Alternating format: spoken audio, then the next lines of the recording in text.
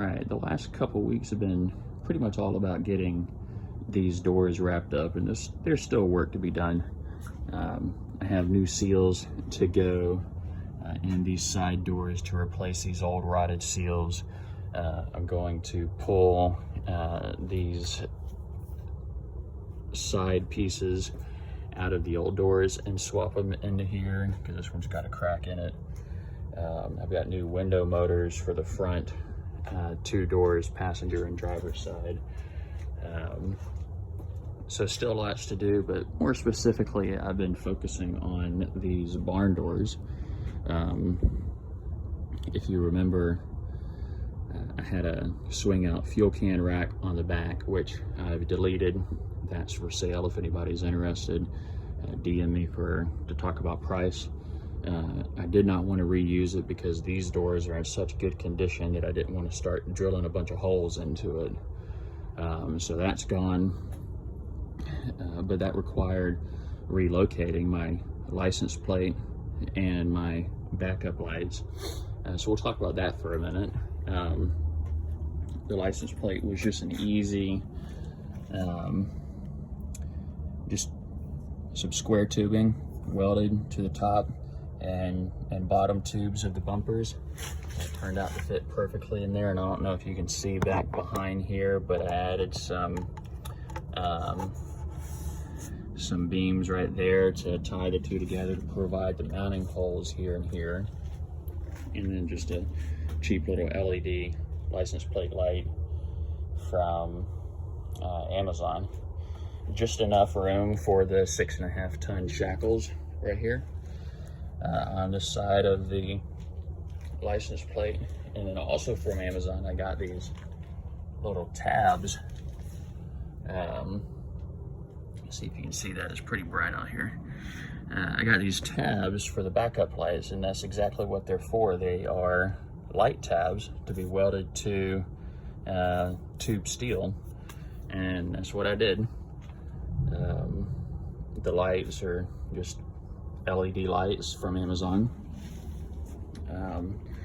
So that part is all tied up. The part that I am most happy and excited about is how well these barn doors function now.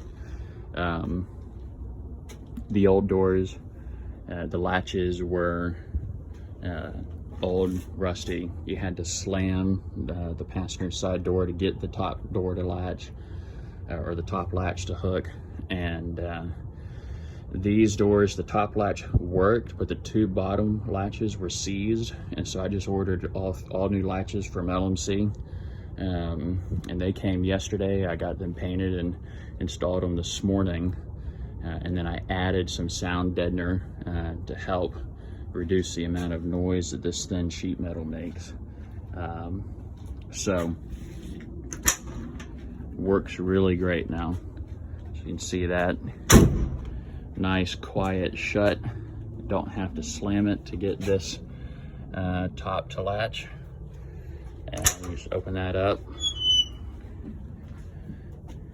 The bottom opens just as easily. And then you can see I have a little patch of sound deadener here and a patch on the inside as well. Same deal over here, a patch here, and a patch on the inside. And that really quiets it down a lot. When I add the carpet and the trim pieces, that will quiet it down even more. But what I'm most excited about is some work I've been doing get these barn doors to function from the inside of the truck, because the ultimate goal is for this to be like a camping truck. So this side's easy because it's got this latch that obviously works well from the inside, so no big deal. This side, however, was the tricky one, and I won't go into too much detail on how I did this, but basically if you look at, let's see if I can get this in here and show this. But if you look here at this mechanism on the inside of the door, it's got a paddle function that moves front and back. That's the outside doorknob pushing on that, you can see. But then it's also got that same mechanism also moves up and down to lock the door like that. So it just moves up and down like that. And what I've done is I've gone, and since I have so many extra doors now, I have a bunch of spare parts that I can pull from, and I pulled a locking rod from one of the old front doors, bent it up to get up into this hole, which was already here in the door, and then just using another old clip, just popped it right in there, and now I am able to lock the door from the inside. The next part that was challenging was figuring out how to do a handle, because this door doesn't have a handle that works from the inside. And so that kind of a similar deal, just using stuff I already had. Another locking rod from one of the old doors. This is the handle to the cheap $8 choke cable that I was using up front and ultimately replaced. I kept the old choke cable, and this is threaded. And I have a tap and die set, and I just happened to be that the locking rod was just the right diameter, cut threads into the rod that matched the handle, and then I drilled a hole, as you can see, into the paddle, and then tapped that as well so that this can thread in like so. So there's that, and then that is, to get that to work, is a simple, just make sure it's unlocked, up and down function like this. Just push it down and it pops right open. So you should demonstrate that from in here, see how that works. And the way that this actually opens the doors is, remember, you got a latch at the top and then a latch at the bottom. You can see that rod right there runs down to the latch at the bottom. This rod right here, you won't be able to see that all the way, but it runs up to the latch at the top.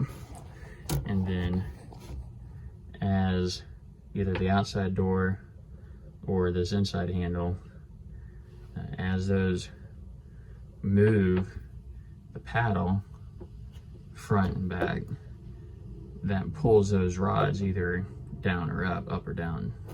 So you can see that, how that works right there. There's not a ton of movement, but it is just enough to pop those latches loose.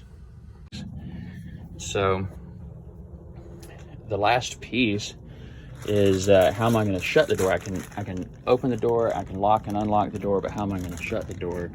And I found also from Amazon these neat little paracord grab handles, and I'm going to just, once I get the interior trim on, I'll just use some sheet metal screws and just kind of put those right there on either door. Then I can shut them. But let me demonstrate how well this works, because this is pretty cool.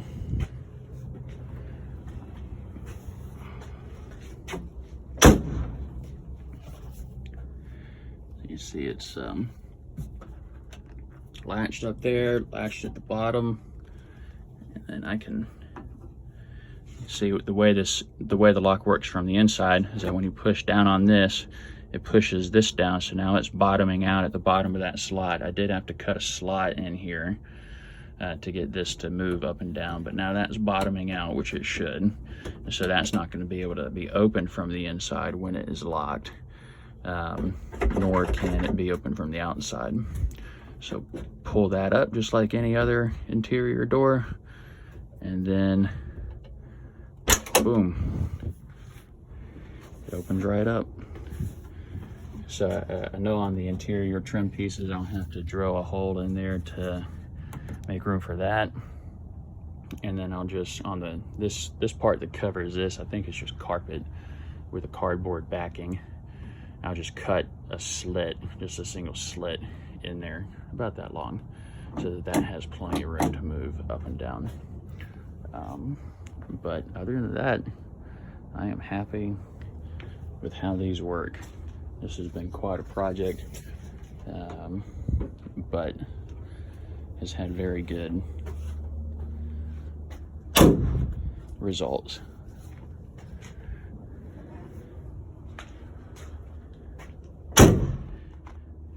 So nice not to have to slam this door to get it to shut. There you go. All right, here we go. The interior trim pieces are all installed.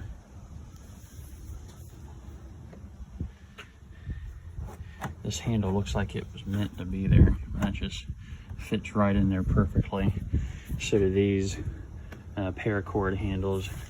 This is just, I mean, I bought the handles, but you know, I had these fender washers, little sheet metal screws, and you know, they fit with the color well, and it just looks great.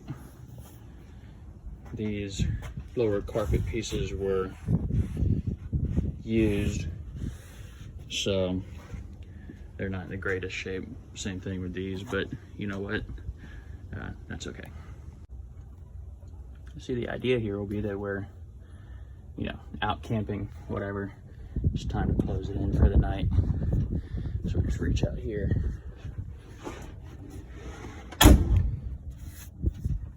Shuts good and tight. Same over here. Watch my head.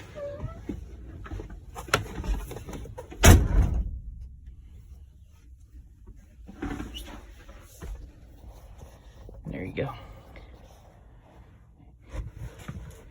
Yeah, those handles look good. Those look good. And we can lock the door. I put a little, just drilled a hole in here, found a little grommet that kind of finished it, give it a finished look, and boom, it's right there. And then we want to get out. There you go.